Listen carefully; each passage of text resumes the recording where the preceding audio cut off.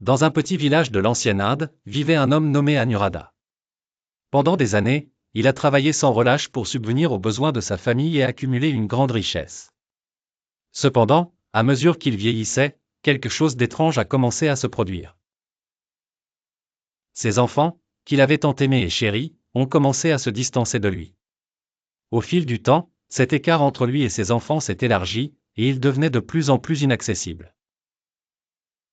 La vie d'Anuradha, autrefois remplie de joie et de proximité familiale, s'était lentement transformée en solitude. Ses enfants n'étaient plus à ses côtés, et la chaleur qu'il ressentait autrefois en leur présence a été remplacée par la froideur de la distance. Se sentant perdu et incertain de ce qui avait mal tourné, Anuradha a cherché le conseil d'un sage qui passait par le village. Ce sage n'était autre que Bouddha lui-même.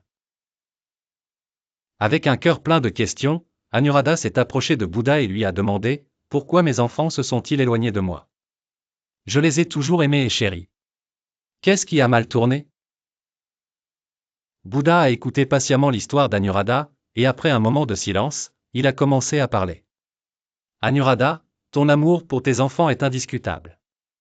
Cependant, il y a des raisons profondes, souvent invisibles, pour lesquelles les gens s'éloignent les uns des autres. Cela est souvent lié aux habitudes et attitudes personnelles, qui sont difficiles à reconnaître. Aujourd'hui, je vais partager avec toi les 7 caractéristiques clés qui peuvent mener à l'isolement dans la vieillesse et comment tu peux commencer à les changer. 1. Imposer ses émotions aux autres. Bouddha a expliqué doucement, la première erreur que beaucoup commettent est d'imposer leurs émotions aux autres, particulièrement à leurs enfants. Anuradha, quand tu parles à tes enfants, les écoutes-tu vraiment, ou te concentres-tu sur l'expression de tes propres frustrations et opinions? Si tes émotions deviennent un fardeau pour eux, ils peuvent progressivement fermer leur cœur. Anuradha a réfléchi aux paroles de Bouddha, se rappelant combien de fois il avait partagé ses plaintes et ses déceptions avec ses enfants. Il avait espéré qu'ils soient capables de porter le poids de ses luttes et frustrations. Bouddha a poursuivi, bien que les émotions soient naturelles, lorsque tu les projettes sur les autres, en particulier tes enfants, ils peuvent se sentir étouffés et se retirer. Le véritable amour consiste à exprimer tes sentiments avec douceur, sans les forcer sur les autres. Anuradha a commencé à comprendre qu'il avait inconsciemment éloigné ses enfants avec son bagage émotionnel.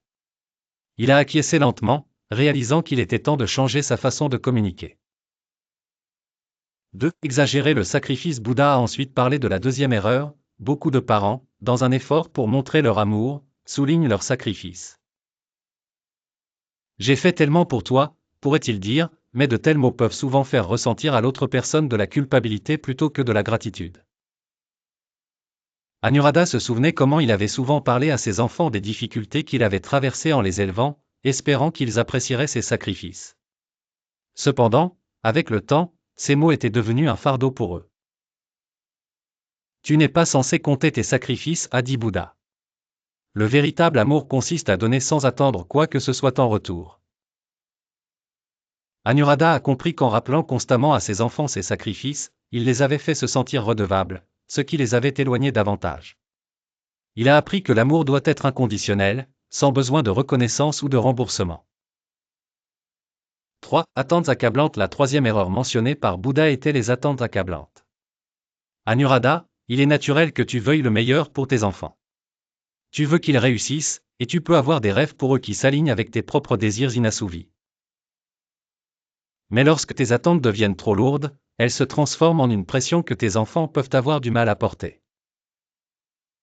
Le visage d'Anuradha se décomposa alors qu'il se rappelait comment il avait souvent poussé ses enfants à répondre à ses attentes élevées.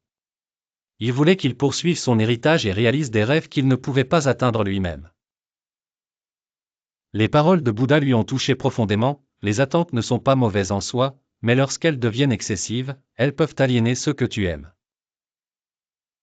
En réalisant cela, Anuradha a vu comment ses enfants s'étaient sentis piégés par ses attentes, et il a compris qu'il devait les libérer de ce fardeau.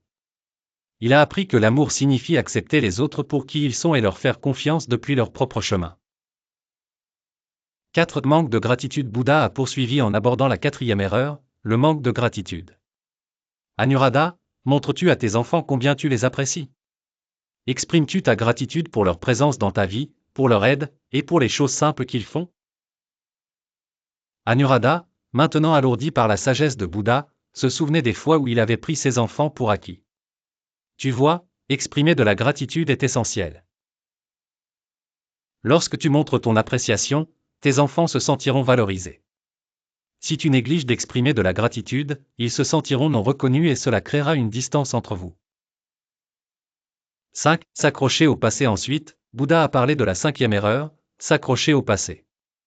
Beaucoup de parents, surtout dans leurs dernières années, regardent en arrière sur leurs accomplissements passés.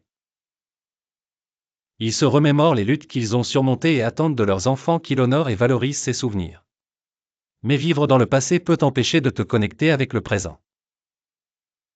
Le visage d'Anuradha s'assombrit alors qu'il réfléchissait à combien de fois il avait parlé de ses jours de jeunesse, rappelant à ses enfants les difficultés qu'il avait surmontées.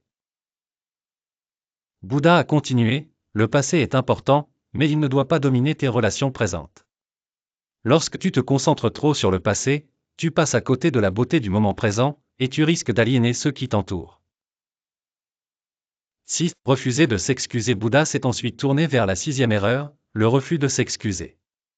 Anuradha, parfois, le plus grand acte d'amour est d'admettre lorsque tu as fait une erreur et de demander pardon. Pourtant, beaucoup de parents, dans leur fierté, refusent de s'excuser, craignant que cela les rende faibles. Mais en vérité, s'excuser est un signe de force et d'humilité.